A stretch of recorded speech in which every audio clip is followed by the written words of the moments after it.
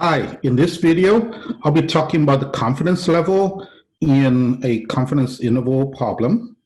And while I'm at it, I'll also be talking about the formulas for confidence interval. Here's the basic diagram of a confidence interval. If you have a 95% confidence level, then you would be putting that confidence level in the middle of the sampling distribution graph, and you would have two equal tails on both sides of that confidence level. In the case of a confidence interval of a proportion, you would have the point estimate p hat, which is the sample proportion, in the middle, the upper limit on the right, the lower limit on the left, and each tail is half of 1 minus the confidence level. All right, now what does the confidence level represent? So let's take this example. In my class, I have this activity. A lot of other teachers also run this activity of randomly picking a point on Earth and checking if it's land or water.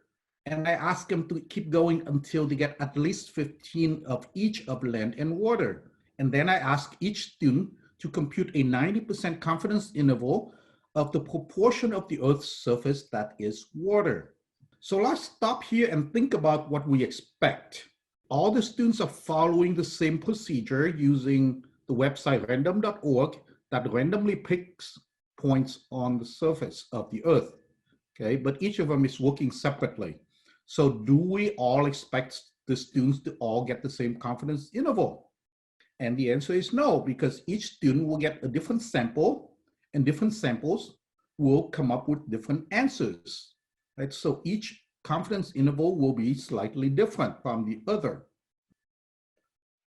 Second question, do we expect all the confidence intervals to include the true proportion of the Earth's surface that's water? The answer again is no.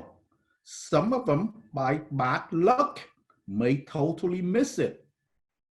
By bad luck, they may have way too many points that are on land or way too many points that are on water, and they compute a confidence interval that's way off from what the actual number is.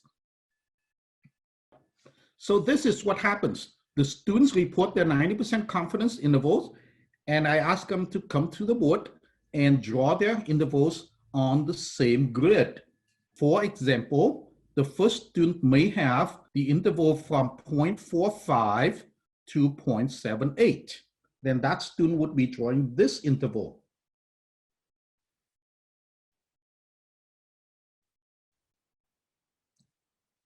And then the second, third student follow.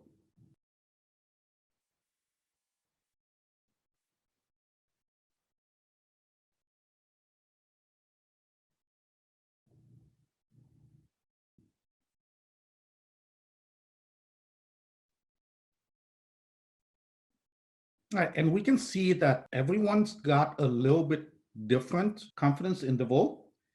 And if you compare, let's say, these two intervals, then you can see that they have no overlap. So they cannot both contain the true proportion of water.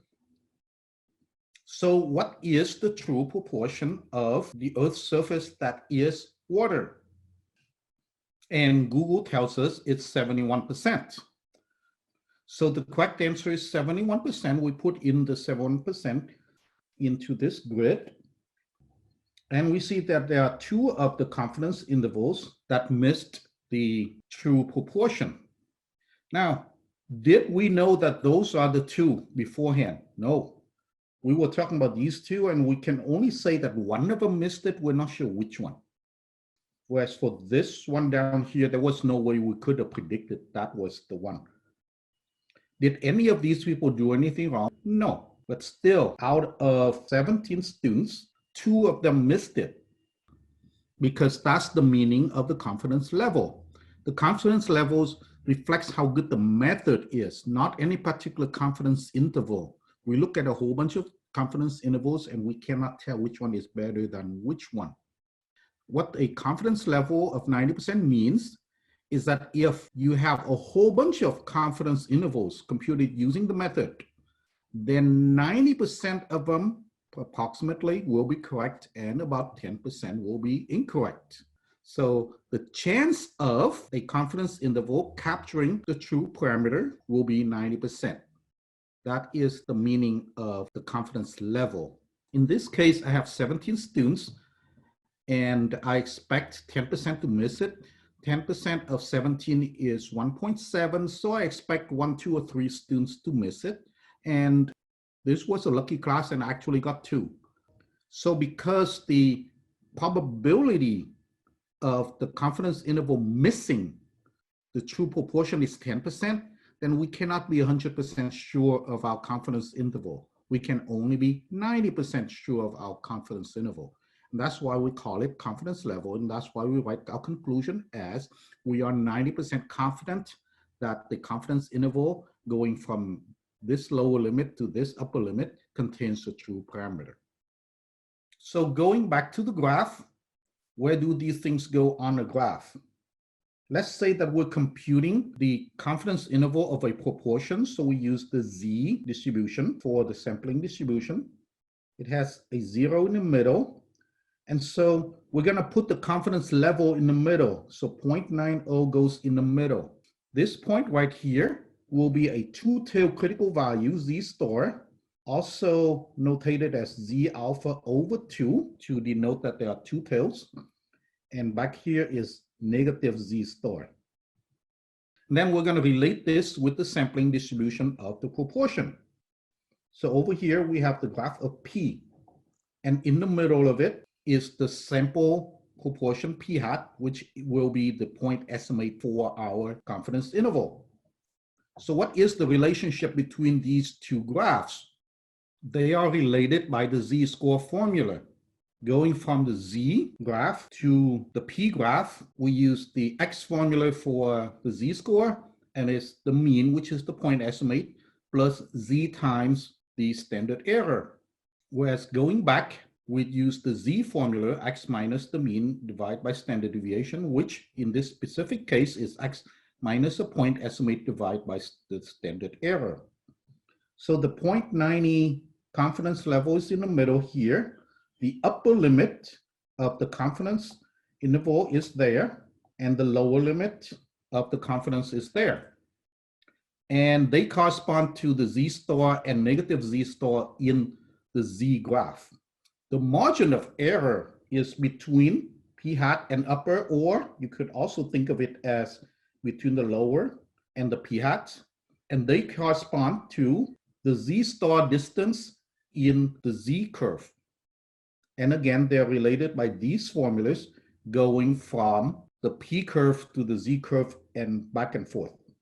So from that relationship, we can see that the formula for the margin of error will be the Z star critical value times the standard error, because that's that distance Z star, and in the Z-score formula, in the X version of the Z-score formula, it gets multiplied by the standard error. On the confidence interval, the point estimate is in the middle. If you go up by the margin of error, you reach the upper limit. And if you go down by the margin of error, you reach the lower limit. So to calculate the endpoints of the confidence interval, you can take the point estimate and you add or subtract the E. Now, for most people, we use technology to compute the confidence interval. So we don't really need these two formulas, but we do need to know how to get the margin of error E if technology gives us the upper and the lower limits. Well, the distance between the upper and the lower limit contains 2 times the margin of error, 1 time here and 1 time there. So in order to find the margin of error, you take the upper minus the lower to find the distance between them, and then you divide by 2. The point estimate is in the middle of the lower and upper, so you can take the average of the lower and upper to get to the point estimate. All right, so hope that helps. Thank you for watching. Bye.